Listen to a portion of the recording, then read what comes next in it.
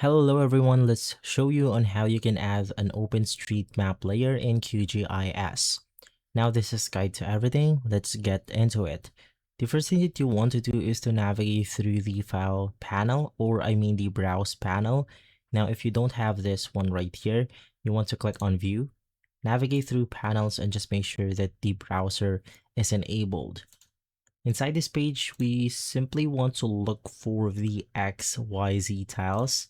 You want to expand it and there's going to be the OpenStreetMap option. Now, if you double click on it, it will basically prompt you with a message. So you could just click on the OK button and I'm going to drag it under my layer right here. And basically that's how you do it. And so guys, if this video has been helpful, leave a like, subscribe, and follow us for more videos like this. Thanks for watching.